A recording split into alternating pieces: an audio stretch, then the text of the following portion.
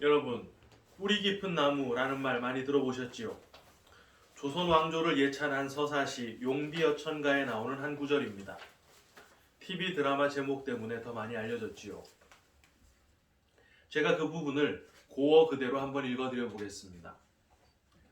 불휘 깊은 남간 바람에 아니 멜세 곧 듀코 여름 하나니 샘이 깊은 물은 가말에 아니 그칠세 내히 일어 발아래 가나니. 말이 좀 어색하지요? 이걸 현대어로 다시 읽으면 이렇게 됩니다.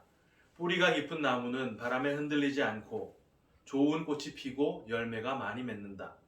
샘이 깊은 물은 가뭄에도 끊기지 않는다. 그래서 냇물이 되고 바다로 흘러간다.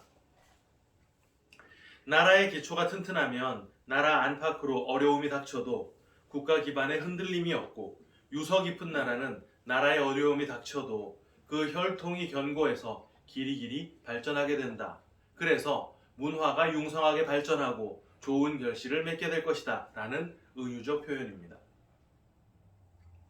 조선 왕조의 창업이 결코 우연히 이루어진 게 아니라 여러 대에 걸친 조상님들의 성덕의 결과고, 그렇기 때문에 조선의 미래는 끝없이 번창할 것이다 라는 의미를 담아 쓰여진 글이라고 하지요. 실제 조선은 외세로부터 수없이 침략을 당했었고요. 내부적인 위기도 많았습니다. 그럼에도 500년이라고 하는 짧지 않은 기간 동안 조선은 그 왕조를 이어갔어요. 하지만 그보다 앞서 1000년간 유지되었던 신라와 비교해 볼 때 조선은 뿌리가 깊어서 흔들리지 않았다라고 말하기는 쉽지 않겠지요. 가끔씩 뉴스나 매체를 통해 정말 어마어마한 토네이도나 태풍 때문에 뿌리채 뽑혀버리는 나무가 소개될 때가 있는데, 이런 걸 보면 아무리 나무 뿌리가 깊다 하더라도 정말 막강한 태풍 앞에는 게임이 안 되는구나 하는 생각이 들기도 합니다. 지난 시간 우리는 참새 두 마리가 한 아사리온에 팔리는 것이 무엇인지를 두고 함께 나눴습니다. 그것은 보잘것없는 존재들도 하나님께서 이렇게 아끼시는데 귀하디 귀한 제자 너희들은 당연히 지켜 보호해 주실 거야. 이런 식으로 이 세상에서 위험을 면하게 해주겠다 라는 따위의 내용이 아니었죠. 오히려 주님께서는 우리가 2주 전에 확인한 바대로 스승을 바알세불이라고 한 세상이 그 제자들에 대해 스승과 같은 혐의를 씌워 스승과 같이 되게 할 것이라는 말씀을 던지셨고요. 지난주에는 그에 이어서 세상이 너희들의 몸을 죽일 수 있다라는 다소 무책임해 보이는 말씀까지 하셨습니다. 참새와 아사리온의 이야기는 주님께서 율법을 완성하시는 마지막 조각, 참 의미로서의 11조가 되셔서 율법과 함께 죽고 복음 안에서 택하심을 입은 자들을 살려내시는 내용이었다라는 걸 우리가 확인했지요. 오늘 우리는 마태복음 10장을 끝까지 다 읽었습니다. 여기에도 유명한 구절들이 꽉 차 있는데요. 우리가 사람들 앞에서 주님을 시인해야 주님도 하늘에서 우리를 시인해 주시고, 우리가 주님을 부인하면 주님도 우리를 부인하실 것이다 라는 다소 지금까지의 흐름과 반대되는 듯한 내용이 나옵니다. 지금까지의 논조는 우리의 어떠함이 우리의 천국 입성을 전혀 보장하지 못하고 오직 주님의 십자가가 홀로 율법을 기각해서 택하신 자들을 구원해내신다는 행위와 반대되는 은혜, 바로 복음의 내용이었지 않습니까? 그런데 갑작스럽게도 우리가 시인한다라고 하는 그 행위를 꺼내놓아야만 천국 입성이라고 하는 그 목적지에 도달하게 된다라는 식의 율법적 내용으로 그 논조가 바뀐 듯한 느낌이 든단 말이에요.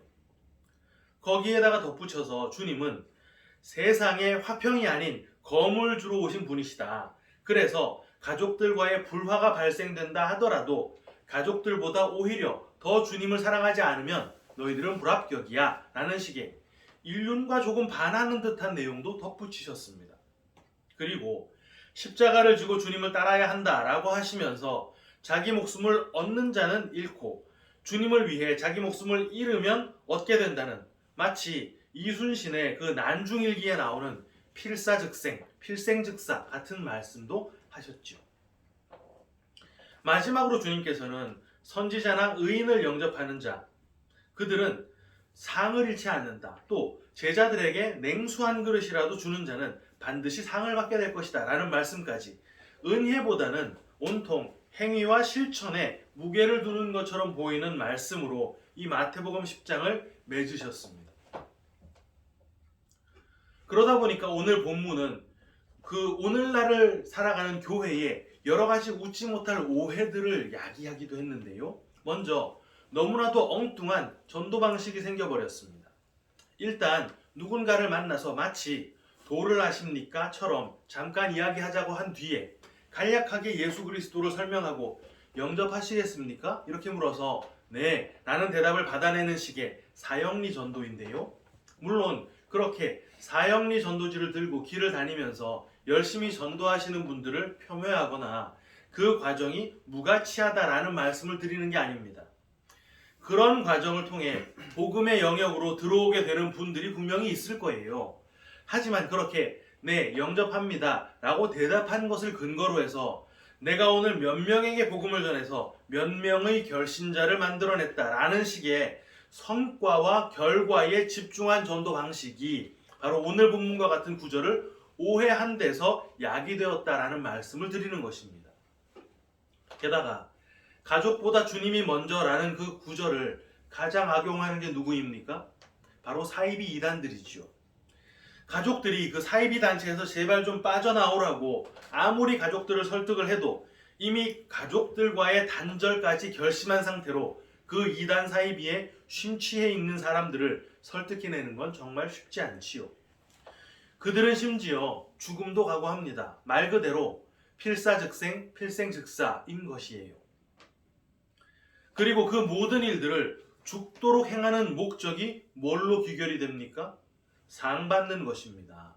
내가 그렇게 결단하고 죽음을 각오하고 십자가를 지고 죽도록 복음을 전하면 구원은 어차피 주님을 시인했던 그 단계에서 확보했으니까 이제 그 전도의 성과에 대해서는 하나님께서 별도로 큰 상을 주실 것이다 라는 식으로 투자 심리를 막 자극하는 차등 상금론 같은 것도 바로 이런 내용의 오해 때문에 발생을 한 거예요. 하지만 오늘 본문은요, 전혀 그런 내용이 아닙니다. 32절, 33절은 마치 우리가 시인하면 주님께서도 하늘에서 우리를 시인해 주신다는 구절에 그 다음 절이 마치 반대 상황에 대한 대꾸처럼 대등한 구조로 우리가 부인하면 주님도 하늘에서 우리를 부인하신다라는 내용처럼 보이긴 합니다.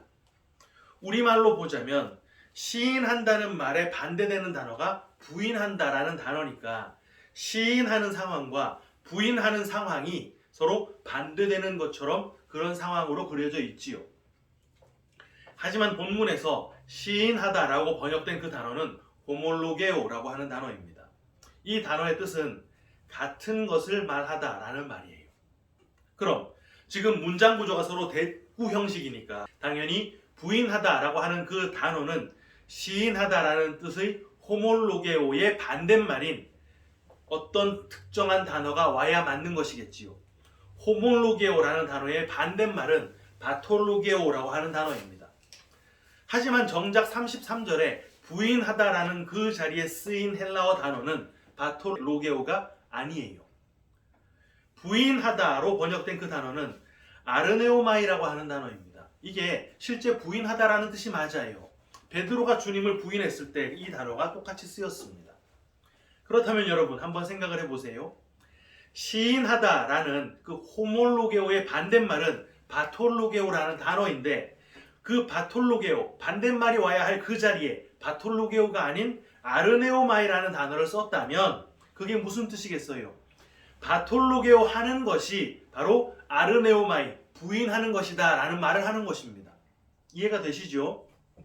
그럼 이제 바톨로게오라고 하는 그 말이 뭔지만 확인해 보면 그 의미가 명확해지겠네요.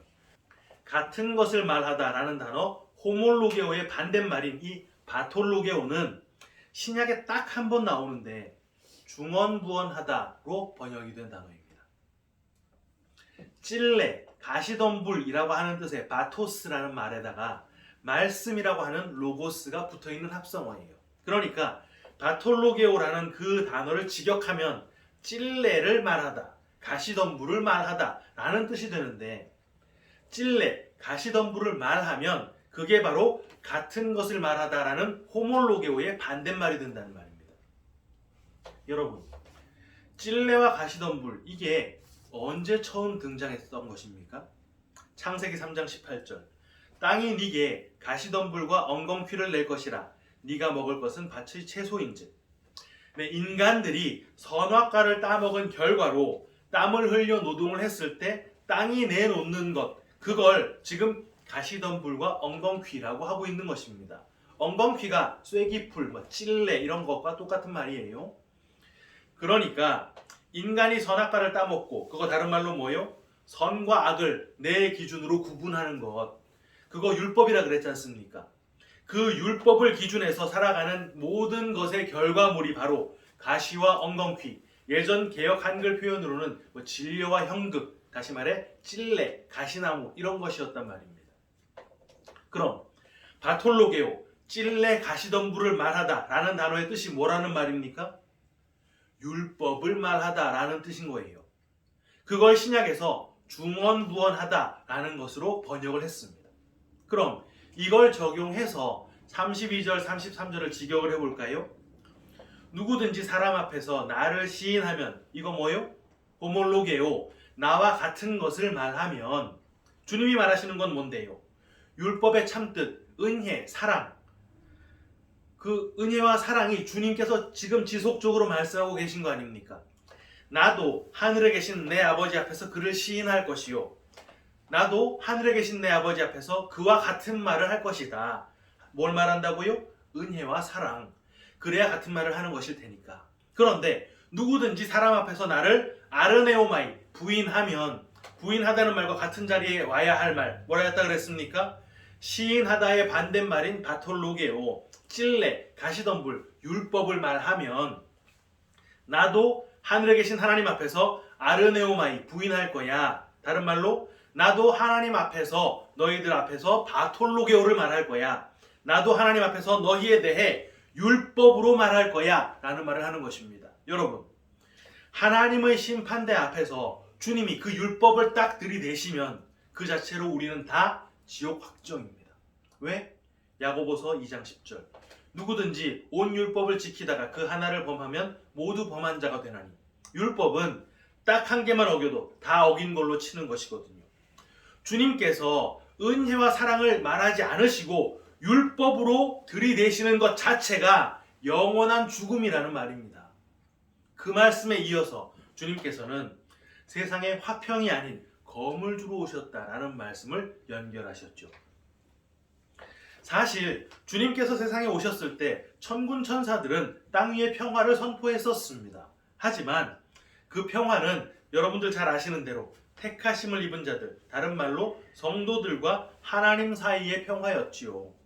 애당초 성도와 택하심이 없는 자들, 성도 아닌 자들은 구분할 수 없는 똑같은 존재였습니다. 성도라고 해서 더 착하다거나 더 믿을만하다거나 그런 거 아니었단 말이에요. 그리고 그렇게 성도를 포함한 전 인류는 다 하나님의 대척점, 하나님의 대적자의 자리에 서 있었습니다.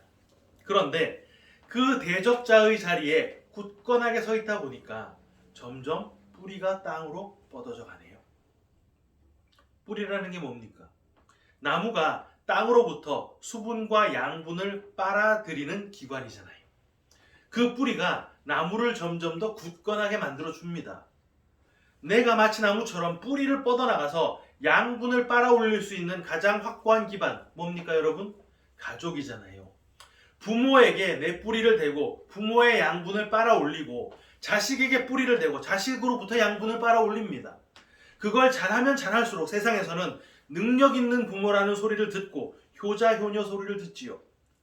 그렇게 뿌리가 깊어지면 깊어질수록 어지간한 바람이 불어도 흔들리지 않습니다. 무슨 말일까요? 이 땅에 확고하게 들러붙어 하나님의 도움이 그렇게까지는 필요하지 않은, 다른 말로 하나님이 없어도 큰 불편 없이 살 수 있는 자가 되어간다는 말이에요. 여러분, 지금 시대가 어떤 시대입니까? 유사일에 문명이 이렇게까지 발전한 적이 없었고 또 그 발달의 속도가 이렇게까지 빠른 적도 없습니다. 먹고 사는 걸 걱정하던 시대는 이미 오래전에 끝이 났지요. 이제는 오히려 덜 먹어야 하는 시대가 되었습니다. 과거 불치병이다라고 했던 그 병들이 하나둘씩 정복이 되고 있고, 머지않아 인류는요 죽음을 극복하게 될 것이라는 전망들을 실제 미래학자들이 하고 있습니다. 하나님의 도움 없이 인류 스스로의 능력으로 영생하는 지상낙원이 이루어지는 시대가 올 거라는 말이에요.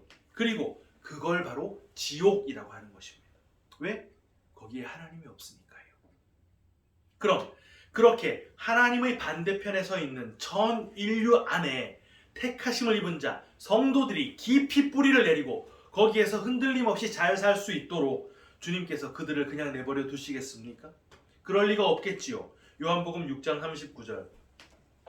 나를 보내신 이의 뜻은 내게 주신 자 중에 내가 하나도 잃어버리지 아니하고 마지막 날에 다시 살리는 이것이니라. 하나님의 뜻이 성도들을 하나도 잃어버리지 않고 다 구원해 내시는 것인데, 그렇게 뿌리 깊은 나무가 되어서 흔들리지 않고 있는 성도들 어떻게 하시겠어요? 땅에서 꼼짝도 하지 않는 그 성도들 어떻게 하시겠습니까? 뿌리를 자르고 들어오시는 것입니다. 그 세상의 기반을 잘라내는 검을 우리의 뿌리에 들이미신다는 말이에요. 내가 의지하던 부모, 자식, 형제, 자매 그뿐입니까? 돈, 명예, 건강, 그 한 뿌리 한 뿌리 다 쳐낸 다음에 그 땅에서 뽑아내 버리신다는 말이죠. 그걸 성도의 죽음이라고 하는 것이고, 그런 죽음을 시편 기자가 이렇게 기록했습니다. 시편 116편 15절. 예전 한글 개역판으로 제가 읽어드리겠습니다. 성도의 죽는 것을 여호와께서 귀중히 보시는구나. 그 성도의 죽음을 바로 순교라고 하는 것입니다. 뭐 거창하게 오지에 선교 나갔다가 야만인들에게 막 살해당하는 거, 공산주의자들이 과거 예수님 사진에 침 뱉으면 살려주고 침 뱉으면 죽인다 그랬는데 끝까지 침 안 뱉고 죽은 거, 이런 거 순교라고 얘기하는 게 아니라 모든 성도들의 죽음이 다 순교라는 말을 하는 거예요. 온 세상이 다 뿌리 깊은 나무로 흔들림이 없이 살아갈 때 주님에 의해서 그 뿌리가 다 잘려져 나가고 땅에서 뽑혀나가는 삶을 살게 된다는 말입니다. 그걸 오늘 본문 38절 39절에서 다시 한번 풀어 말씀하신 것이 바로 십자가죠. 제가 다시 읽어드리겠습니다. 또 자기 십자가를 지고 나를 따르지 않는 자도 내게 합당하지 아니하니라. 자기 목숨을 얻는 자는 잃을 것이요 나를 위하여 자기 목숨을 잃는 자는 얻으리라. 이거 이제 무슨 말인지 곧바로 이해가 되시죠? 앞서 제자가 선생 같고 종이 상전 같으면 족하다라고 말씀하셨던 거, 그게 무슨 뜻이었습니까? 제자가 선생처럼 종이 상전처럼 되면 그게 완성이다 라는 뜻이라 그랬잖아요. 주님께서 십자가를 지시고 세상에서 뽑혀져 버린 그 과정을 제자들도 예외 없이 그 길, 그 과정 반드시 걷게 된다 라는 말씀을 하는 것입니다. 거기에 마지막으로 주님께서 붙이신 말씀이 바로 선지자와 의인 영접하고 제자에게 냉수 한 그릇이라도 주면 상 받는다라는 말씀인데, 여기 상이라고 번역된 단어는 어떤 성과에 대한 상, 예컨대 뭐 1등상, 2등상, 금상, 은상 뭐 이런 상이 아니에요. 이 단어는 미스토스라고 하는 단어인데, 이건 일을 하고 받는 임금, 월급 이런 뜻입니다. 주님께서는 지금 상 받는 포지션을 선지자와 의인으로 제시하고 계시지요. 선지자는 하나님께서 계시를 주셔서 그 계시를 선포하는 사람인데, 모든 선지자들이 다 계시했던 그 선포 뭐였습니까? 메시아가 올 것이다 라고 하는 선포였잖아요. 그리고 그 모든 선지자의 모형이었던 모세는 그 메시아를 가리켜 선지자라고 했습니다. 신명기 18장 15절. 내 하나님 여호와께서 너희 가운데 네 형제 중에서 너를 위하여 나와 같은 선지자 하나를 일으키시리니 너희는 그의 말을 들을지니라. 그러니까 진짜 선지자는 오실 메시아이신 예수님을 지목하고 있는 것이었단 말입니다. 진짜 하나님의 뜻을 다 알고 오셨던 분이 예수님밖에 없었으니까요. 의인, 이건 뭐 두말할 필요가 없습니다. 이 땅에 의인은 하나도 없지요. 진짜 의로운 분은 이 땅이 아닌 하늘에서 오신 예수 그리스도밖에 없어요. 그럼 그 선지자도 예수, 그 의인도 예수라는 말인데, 예수님이 받으시는 그 상, 금상, 은상 이런 거 말고 그 행하신 일에 대해서 받는 월급, 그 행하신 일에 대해서 받는 임금, 그거 뭡니까? 주님께서 하신 일이 뭔데요? 십자가에서 죽음으로 하나님의 사랑 완성해 내신 것이잖아요. 빌립보서 2장 8절부터 읽어드립니다. 사람의 모양으로 나타나사 자기를 낮추시고 죽기까지 복종하셨으니 곧 십자가에 죽으심이라. 이게 주님께서 하신 일이에요.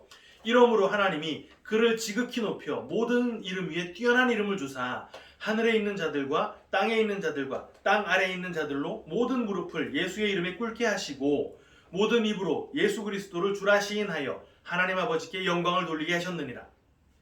그 보상으로 받으신 것, 그 월급, 그 임금으로 받으신 것이 모든 이름 위에 뛰어난 이름을 받으셨고 모두가 무릎 꿇는 승리자가 되신 것이라는 말입니다. 그게 예수 그리스도께서 일하신 것에 대해 받으신 보상, 임금이었단 말이에요. 그런데 우리가 일한 게 있습니까? 없잖아요. 그냥 주님께서 우리 뿌리 잘라내실 때 불평불만 쏟아내고 비명 질렀던 거, 그리고 그런 비명에도 아랑곳하지 않으시는 주님이 냉정하게 내 기반 끝까지 다 잘라내신 뒤에 우리 인생에 성도 아닌 자들은 맛본 적도 없는 토네이도, 태풍, 비바람, 폭풍 이런 거 막 동원하셔서 뿌리가 잘린 우리의 삶을 뽑아내실 때 그거 못 견디고 결국 뽑혀져 나온 거, 그거밖에 없습니다. 그런데 그렇게 뽑혀진 우리에게 주님께서 이렇게 말씀을 하시는 거예요. 야, 너 어떻게 나를 알아보고 영접했어? 너는 내가 받을, 선지자가 받을 그 월급, 의인이 받는 그 월급, 그거 같이 받자. 아니요, 주님. 저는 일한 게 없는데요. 여러분, 신랑이 일해서 번 돈, 그거 같이 받아 쓰는 거 누굽니까? 신부잖아요. 요즘 말하는 뭐 여권신장, 맞벌이 부부 이런 거 말고 주님의 신부가 되어서, 다른 말로 뭡니까? 주님과 하나가 되어서 주님의 그 십자가 사역의 보상을 우리가 공짜로 받아 함께 누리게 된다는 말을 하는 것입니다. 마지막 절을 볼까요? 42절. 또 누구든지 제자의 이름으로 이 작은 자 중 하나에게 냉수 한 그릇이라도 주는 자는 내가 진실로 너희에게 이르노니 그 사람이 결단코 상을 잃지 아니하리라 하시니라.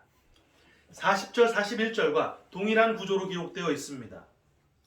선지자의 이름으로 선지자를 영접하는 것, 의인의 이름으로 의인을 영접하는 것, 이거랑 똑같은 패턴으로 제자의 이름으로 오는 제자에게 라고 기록을 하고 있는 거예요. 그럼 냉수 한 그릇이라도 준다라는 말은 무슨 말에 대한 대꾸겠습니까? 당연히 냉수 한 그릇 주는 자, 그거는 영접하는 자를 말하는 것입니다. 앞서 제자들은 선생과 같은 길을 가게 된다 그랬지요. 그 제자들이 자기의 십자가를 지고 주님을 따라가게 되면 율법을 기반으로 해서 살아가는 전 인류가 외면하고 때리고 십자가의 못을 받겠지만 그 제자들, 다른 말로 성도들의 그 뽑혀져 나가는 삶을 보면서 냉수 한 그릇이라도 주는 자, 다른 말로 영접하는 자는 그 상, 그 임금, 그 보상 받게 된다고는 하는 것인데, 그거 어떤 상이겠습니까? 제자들이 받을 상, 당연히 선생이 받은 상이겠지요. 모든 이름 위에 뛰어난 이름을 받고 승리자가 되는 그 상 함께 받는다는 말입니다. 사랑하는 키퍼스 처치 성도 여러분, 뿌리 깊은 나무 바람에 안 흔들린다고요? 그거 제대로 태풍 안 맞아봐서 말하는 것입니다. 우리가 이 땅에서 목숨처럼 귀하게 여기고 뿌리를 뻗어 꽉 붙들고 살아가던 그 모든 기반에 하나님께서 칼날 같은 태풍을 내리실 때 우리의 뿌리가 속절없이 잘려나가고 갈대처럼 우리는 흔들릴 거예요. 하지만 여러분 걱정하지 마십시오. 그거 주님께서 이미 완벽한 계산 다 끝내놓고서 우리를 끌어올리시는 것입니다. 땅에 뿌리 박힌 채 땅에 매여 살아가는 삶이 바로 지옥의 삶이니까 그 지옥에서 뽑아내시려고 그렇게 하신다는 말이에요. 너무 아프고 너무 힘든 길이겠지만 그게 사실은 성도들에게만 주어지는 특권이라는 것을 깨닫고 믿음으로 천국 향해 한 걸음 더 내딛는 우리 모두가 다 되시기를 주님의 이름으로 축원합니다. 아멘.